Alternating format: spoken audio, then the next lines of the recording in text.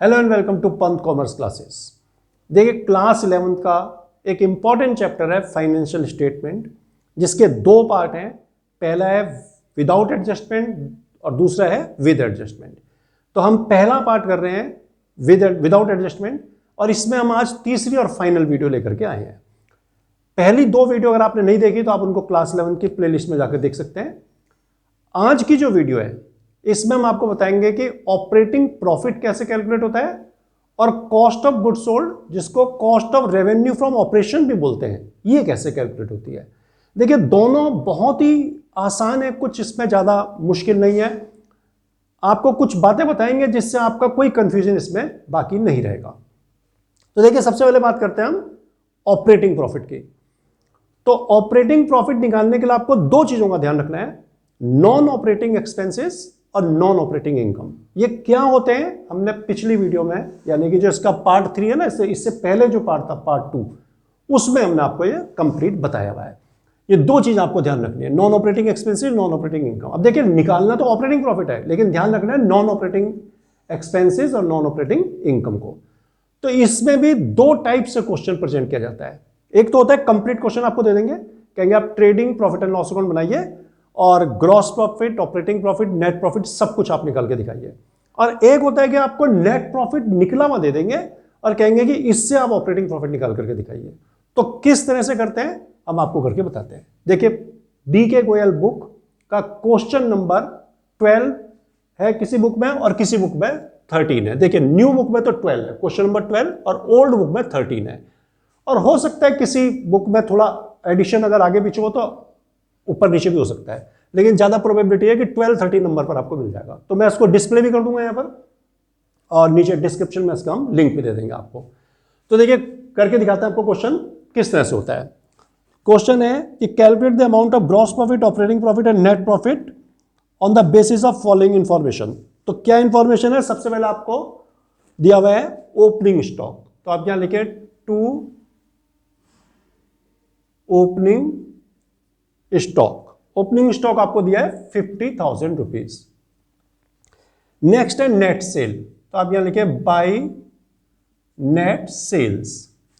Net sales आपको दिया है 11 लाख रुपीज। नेक्स्ट है net purchases, to net purchases. ये तो ट्रेडिंग के आइटम है, आप आसानी से इनको लिख लें। पहले 6 लाख रुपीज आ गया। फिर है डायरेक्ट एक्सपेंसेस, ये भी यहीं आएगा, to direct expenses. Direct expenses है 60,000 रुपीज।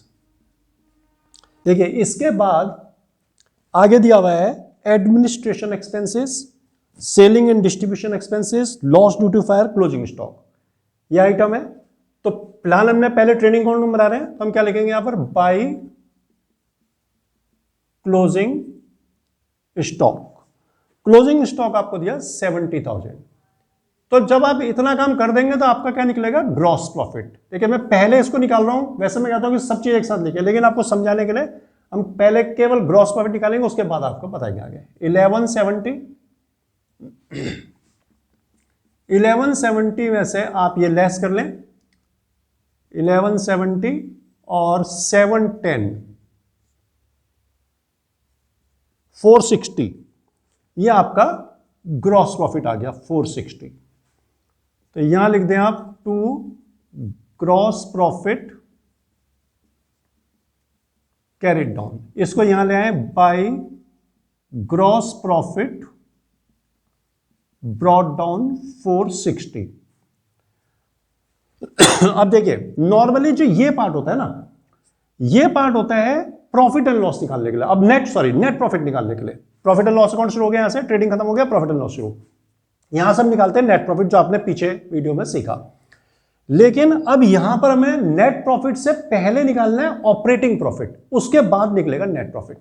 तो ऑपरेटिंग प्रॉफिट निकालने के लिए मैंने क्या बोला था आपको कि नॉन ऑपरेटिंग एक्सपेंसेस क्या होता है, नॉन ऑपरेटिंग इनकम क्या होते हैं, उनको ध्यान में रखना है। तब आप इसमें हम नीचे पढ़ेंगे क्वेश्चन और ध्यान रखेंगे कि नॉन ऑपरेटिंग एक्सपेंसेस और इनकम को यहां नहीं लेंगे, इस पार्ट में लेंगे। इस पार्ट में केवल उन्हीं को लेंगे जो ऑपरेटिंग है। तो नेक्स्ट आइटम दिया है उसमें एडमिनिस्ट्रेटिव एक्सपेंसेस, तो एडमिनिस्ट्रेशन एक्सपेंसेस, तो यहां लिख देते हैं टू एडमिनिस्ट्रेटिव एक्सपेंस, ये तो बिल्कुल ऑपरेटिंग है, 45,000 रुपीज आप यहां लिखते हैं। नेक्स्ट है selling and distribution expenses, to selling and distribution expenses, ये है 65,000। तो देखिए ये हो गया। अब इसके बाद लॉस ड्यू टू फायर है, जो कि आपको पता है नॉन ऑपरेटिंग एक्सपेंसेस, तो उसको तो लेना नहीं है अभी हमने। तो अब क्या करेंगे हम यहां पर, ऑपरेटिंग प्रॉफिट हमारा निकल जाएगा, क्योंकि हमने क्या करना है यहां तक में नॉन ऑपरेटिंग आइटम छोड़ देने हैं, तो एक ही है वो हमने छोड़ दिया। 460 ये हो गया 110 लेस करोगे तो 350 आपका बचा। ये आ गया आपका to operating profit carried down. अब आप लिखिए by operating profit brought down 350।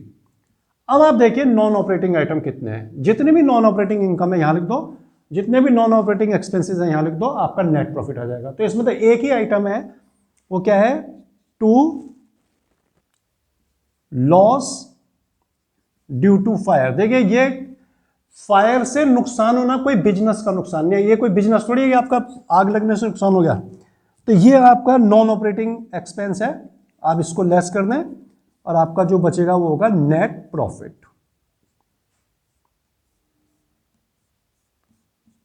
350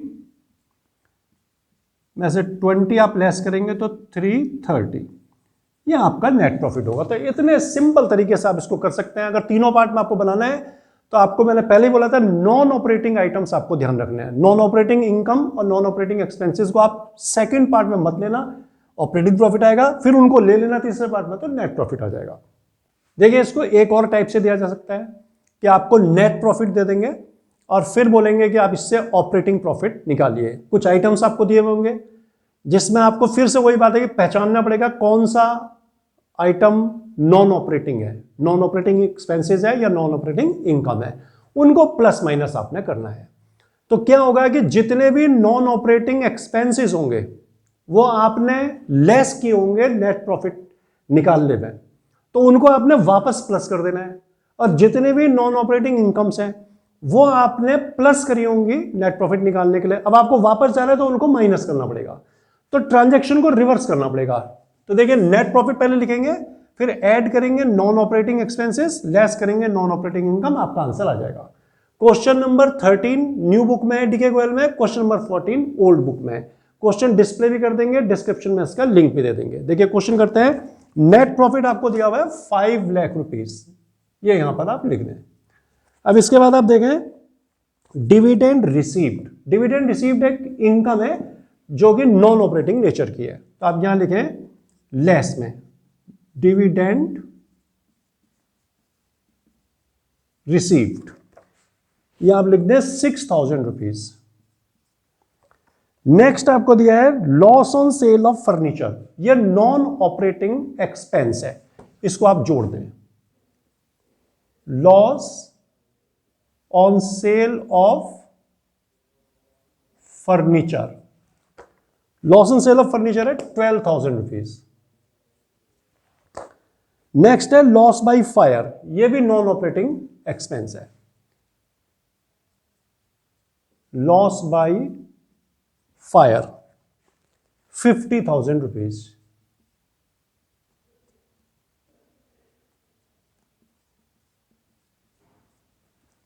next है सैलरीज, देखिए सैलरीज तो एक ऑपरेटिंग एक्सपेंस है, तो इसको आपने नहीं लेना, आपने केवल नॉन ऑपरेटिंग लेने हैं। नेक्स्ट है interest on loan from bank, bank से लोन लिया हुआ उसका इंटरेस्ट, ये भी नॉन ऑपरेटिंग है, interest on bank loan, interest on bank loan है 10,000 रुपीज। इसके बाद है रेंट रिसीव्ड, रेंट रिसीव्ड भी आपकी इनकम है लेकिन नॉन ऑपरेटिंग है,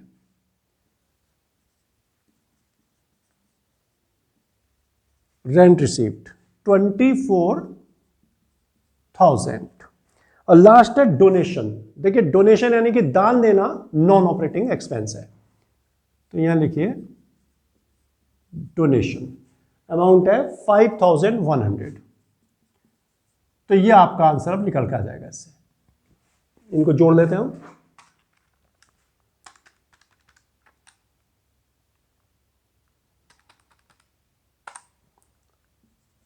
577,100 और ये हो गया 30,000 रुपीज।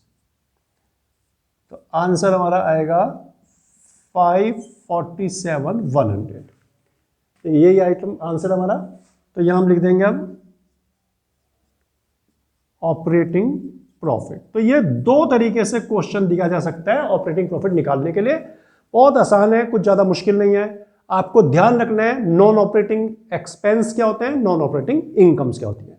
देखिए नेक्स्ट इस चैप्टर में, और जो कि लास्ट टॉपिक इसका मैं बताने जा रहा हूं आपको, वो है calculation of cost of goods sold या फिर cost of revenue from operation. बहुत इजी और बहुत ही सिंपल टॉपिक है, कोई परेशानी की बात नहीं है। देखिए मैं आपको कुछ इसके बेसिक्स बताऊंगा, उसके बाद आपको इसमें कोई दिक्कत नहीं रहने वाली है। देखिए कॉस्ट ऑफ गुड्स सोल्ड, इसको cost of revenue from operations भी बोलते हैं। एक ही बात है, ये बोले या ये बोले कुछ भी फर्क नहीं है, दोनों सेम है। तो ज्यादातर इसको cost of revenue from operation बोलते हैं। हमने शॉर्ट में लिख दिया कॉर्फो, ठीक है, cost of revenue from operation. तो इसका सबसे सिंपल फॉर्मूला तो है sale minus gross profit. Sale अगर आपको दिया है और ग्रॉस प्रॉफिट दिया तो आप सब्ट्रैक्ट करते हैं सेल में से ग्रॉस प्रॉफिट को, तो आपका cost of revenue from operation आ जाएगा।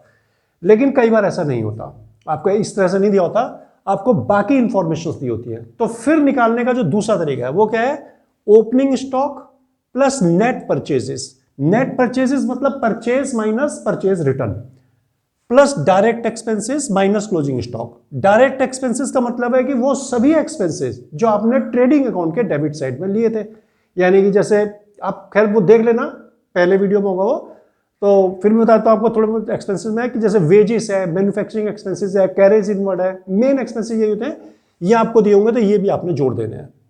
तो opening stock plus net purchase plus direct expenses minus closing stock, तो ये आपका निकल करके आ जाएगा cost of revenue from operation. अच्छा कई बार क्या होता है कि आपको ये भी नहीं दिया, आपको दिया इसी हिसाब से है, सेल दे रखी है और ग्रॉस प्रॉफिट की लेकिन परसेंटेज दे दी आपको। सेल दे रखी है या cost of revenue from operation दे रखा है और परसेंटेज दे रखी है जीपी की। तो यहां चार पॉसिबिलिटीज हो सकती है, तो हमने दो ही लिखे क्योंकि दो तो बाकी कुछ है ही नहीं। अगर मान लीजिए आपको सेल दिया है और परसेंटेज ऑफ जीपी सेल पर ही दिया तो फिर तो सिंपल है, आप सेल के ऊपर परसेंटेज लगाइए, जो जीपी निकला उसे लेस करिए, कॉर्फो आ गया आपका।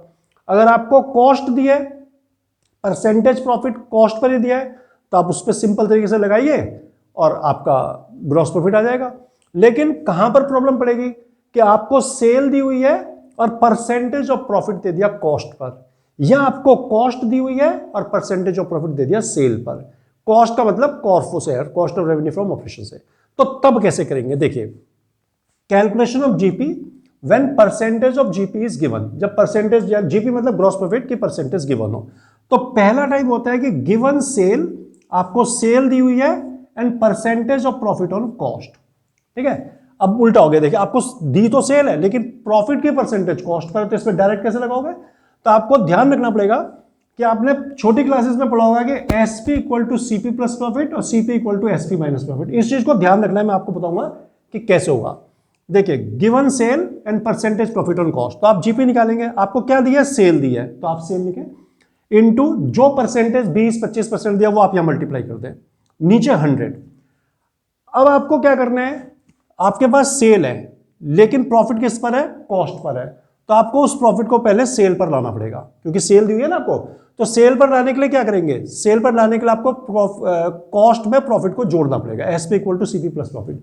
तो आप नीचे प्लस परसेंटेज प्रॉफिट करते हैं। मान लीजिए कि आपको 20% दिया है, तो सेल इंटू 20 अपॉन 100 प्लस 20 आप निकालेंगे, आपका ग्रॉस प्रॉफिट आ जाएगा। और ग्रॉस प्रॉफिट को सेल में से माइनस करोगे तो कॉर्फो आ जाएगा आपका, ठीक है। दूसरा होता है given cost and percentage profit on sale. आपको कॉस्ट दी हुई है, कॉस्ट का मतलब cost of revenue from operation, और प्रॉफिट की परसेंटेज सेल पर दे दी, तो आप क्या करें, कॉर्फो लिखे इंटू परसेंटेज प्रॉफिट लिखे अपॉन 100 माइनस परसेंटेज प्रॉफिट। क्यों, क्योंकि आपको कॉस्ट दी हुई है ना, आपको कॉस्ट पे चाहिए प्रॉफिट, आपको कॉस्ट दी हुई है लेकिन प्रॉफिट की परसेंटेज सेल पर है। तो आप क्या करेंगे, कॉस्ट पे लाने के लिए सेल में से प्रॉफिट को माइनस करना पड़ेगा आपको। तो आप 100 माइनस परसेंटेज, यानी कि अगर 20% है तो cost of revenue from operation into 20 upon 100 minus 20, आपका बिल्कुल ग्रॉस प्रॉफिट करेक्ट निकल करके आ जाएगा। तो ये बातें अगर आप ध्यान रख लेंगे तो कॉस्ट ऑफ गुड्स सोल्ड या cost of revenue from operation निकालने में आपकी कभी गलती नहीं होगी। तो इसको आप एक बार ध्यान से देख लें, और वीडियो अगर आपको अच्छा लगता हो तो आप इसको लाइक और सब्सक्राइब जरूर कर दें।